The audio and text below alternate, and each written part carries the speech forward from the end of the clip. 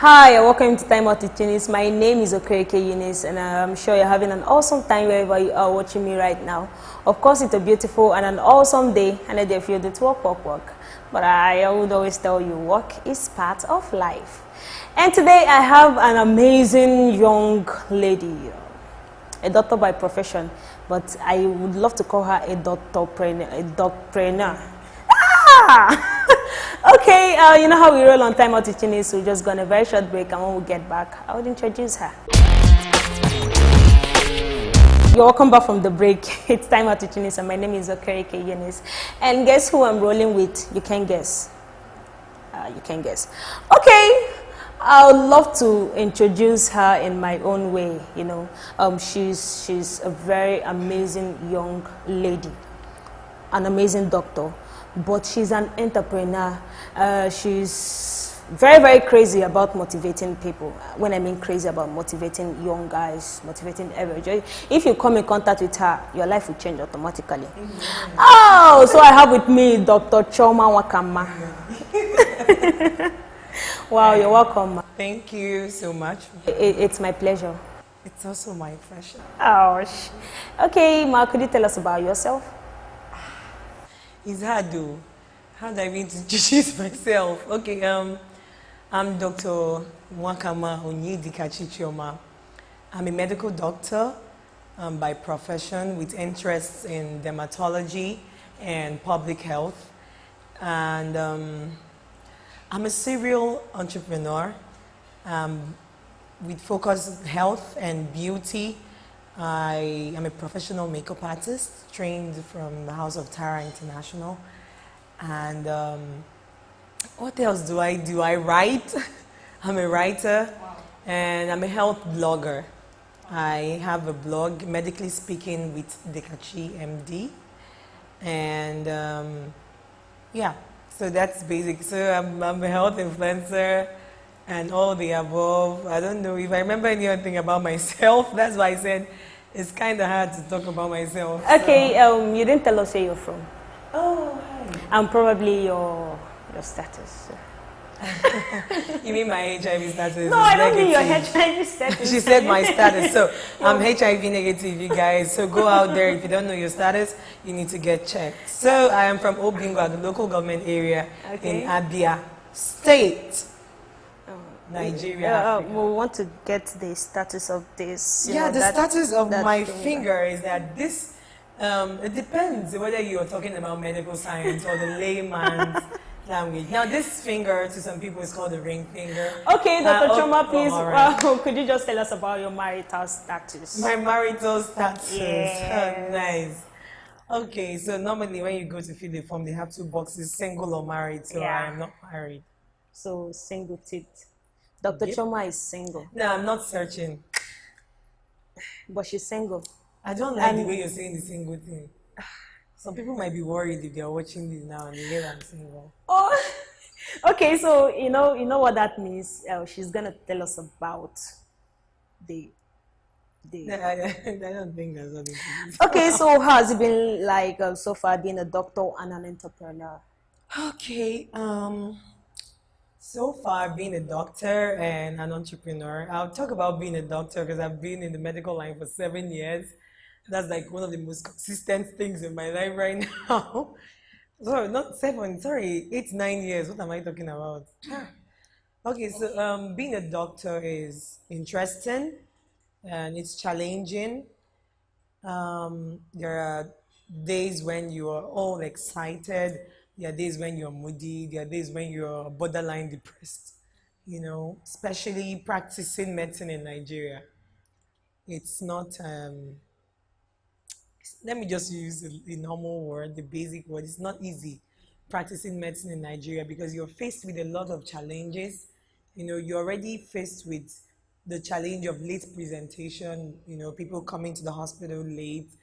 So you get to witness a lot of mortalities, you know, deaths that could have been preventable, you know. So that's one of the things that, you know, gets to me personally in practice. But being a doctor is, for me, it's a great opportunity because it gives me time or opportunity to get to interact with people. I'm a people person. So I get to meet people, I get to share, the most sensitive and deepest times of their lives with them. And there's no better time for you to impact lives than being a doctor. Wow. Okay, so what else do you do? Oh, then being an entrepreneur. Okay, so I mentioned that I'm a makeup artist. Yeah. And with majors in beauty and theatrical makeup. So being an entrepreneur and a doctor has not been so easy. I won't say it's like a cup of beans or how do you say a piece of cake. Yeah, so but I think it's the personal drive. Yeah, it's personal drive. I just tell myself, you can be able to do whatever it is you set your mind to do. And I mean, money must be made. So, when you think about the money, you wake up. You just have to succeed because you're thinking about the kind of life you want to live and all that. Being an entrepreneur has not been easy. A lot of lessons to be learned on the journey. Um, and clients made, it's not been easy trying to balance, but we're trying. And over time, one of the things I would say I did for myself was to find a balance between what I was doing as a beauty entrepreneur and what I could do as a doctor. That was why I went into dermatology, which also has to do with skin. Dermatology is like the study of skin diseases and ailments. So Okay. since I was already into beauty, I decided, why don't I have a major in this? More like you're majoring in, Yeah, it's just like putting two things together. together. So Health I'm like and merged, beauty. yeah, health and beauty. Yeah. So I'm a health and beauty entrepreneur. I just Yeah. merged, so it's easier for So me. when I said doctorpreneur, I wasn't. No, you were spot on. Ah, okay. So how do you manage to combine everything together? So I put up this very funny, I call it funny, GIF on Okay. my WhatsApp status yesterday. I don't know if you saw it. I think I did. Yeah, Yeah, you yeah. saw that, right? I think that's how I managed. Click. Yeah, there was work balance, there was money, Yeah. high salary, there was work and balance, and then there were like three things, balancing and all that. So blue, red, and yellow. So you try to click, having the work of, yeah, having that dream work, then high salary, and then you try to click family and balance, and then one goes back. It's funny, but it gets to show you how how it is with us, with everybody, especially career people, balancing work and medicine. Number one, I would say God has been my help because I cannot de-emphasize or overemphasize the importance of the God factor in my life because I've had some experiences that I could tell you were purely grace. There are some times when I'm standing from morning till morning and I'm wondering how on earth am I doing it? And I'm not breaking down. It's not even, there's no medical explanation for that because you should be tired. So, but sometimes God strengthens me. And then another thing that has helped me is having a good planning system. Thank you. I I'm not so perfect there, but over time I've been able to learn to. I have a friend of mine who taught me something. Because okay, before I talk about this, I'll say another thing is having a strong support system has really helped me because over time I've noticed that that I've gotten things easier because I have people who can tell me, hey, I could, it just seems like people around me are lending ideas, lending a helping hand. Some 1 minute I'm thinking, oh, how am I going to run this errand now? I have a delivery to make to Lagos. Oh, how am I going to leave the hospital? And then someone's like, oh, I could just help you, or you could just call this person, or I know someone, So having a strong support system has been one of the factors. Having someone to talk to, people you could share your challenges with, that who encourage you. Talking about mom, I love you. I mean, like, I cannot, I can't, oh my God. Sometimes I call and I'm like, She would even know from my voice. She's like, Kekwano, what is it? I say, look, look, look. And at the end of those conversations, I feel lighter. And I also have very great friends. I can't even begin to mention their names, who are always willing to give me one or two insights and ideas. So a strong support system has helped me. And then from those support systems, I learned about, this I was talking about, having a good planning system. I have a book where I write down things need to do. Like if I'm talking with you right now, something comes to my head. Trust me, I'm going to be struggling because my the habit is if I'm talking with you and something just comes, I pick my Bible, I pick my book, and I write. That okay, I could be with it. We're on set, so I can't do that. You can, right? I can lend my. Thank you. Okay. So we can do that, but that's one thing. And then another thing that's helped me is being ability to tell myself the truth. Yeah. I tell myself the truth even when it hurts. Okay. I tell myself, man, you're getting it right now. You're failing right now. This one did not know. This one was not it. I'm not afraid. I'm not afraid of criticisms. Okay. Even personal criticisms. So and what if I remember any other thing, I will share. But these are just basically it. Support systems, good, bad. Yeah. Okay, it's been awesome. You see why I would always tell you to come with your pen and your paper, because you never can tell when it will hit you. And if you don't have your pen and your paper, you start struggling, just as she said. Okay, we'll go on a very short break and we'll get back. We'll continue. Stay tuned. Don't go anywhere.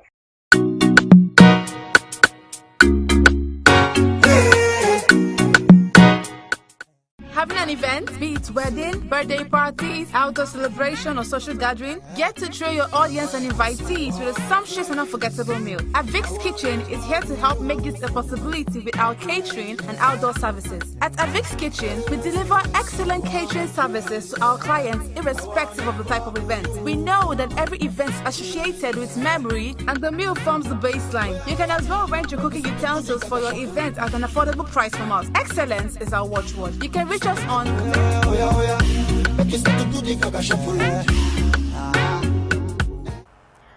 Hello, you're welcome back from the break. It's Timeout to Yhunix, and my name is Yhunix, and I'm hanging out with Dr. Chioma Nwakama. And we're already having an awesome moment, like crazy awesome moment.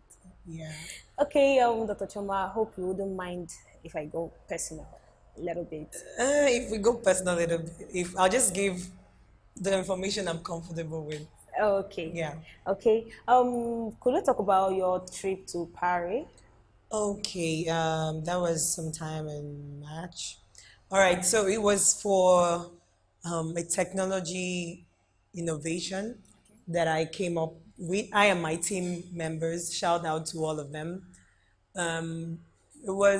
It started from a flyer that I saw. That's why I keep talking about grabbing opportunities where you see them. So Google and Techstars had, Techstars is a tech company with base in Paris.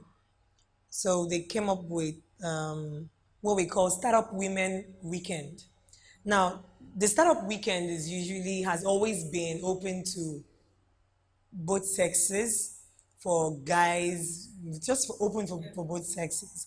But we noticed that there's been a predominance of, which is normal, there's a dominance of the male folk when it comes to tech, technology. So they decided to take a step to make women more conscious about technological innovations and the capacity that lies within them, as people who can actually come up with innovations. Women are actually food bearers, and so they wanted us to wake up to the whole wave of technology. So they came up with the Startup Weekend Women. So that was what I and my team members we went for, and I came up with an innovation, a health innovation, which won in Nigeria. And the health innovation we will soon get to see. It's called eMergency. So eMergency is like a medical rapid response app that I came up with my team. And so the winners of different countries had to travel to Paris, where we all presented our technological innovations, and they were winners. And so it was interesting. And I would also like to add that the Nigerian team, which was also Team Abia. Team Abia won, so that's like not just Nigeria. Abia State won in Nigeria, and that's great. So Team Abia won for the Nigerian this thing section, but in Paris we got an honorary mention. Sorry, and we were fourth position out of 23 countries, which is great. Yeah, it's cool. It's okay. Dr. Chioma, do you ever have moments of pressure and you feel like you can continue? What do you do at those moments? I do. I have moments of pressure. Everybody has moments of pressure. If they tell you they don't, they are lying. I have moments of pressure, times when I just feel like I can't do it anymore. I just feel like shutting down, not talking to anybody. What do I do in those moments? Firstly, I cry. Okay. I'm just going to give you like a second to digest that.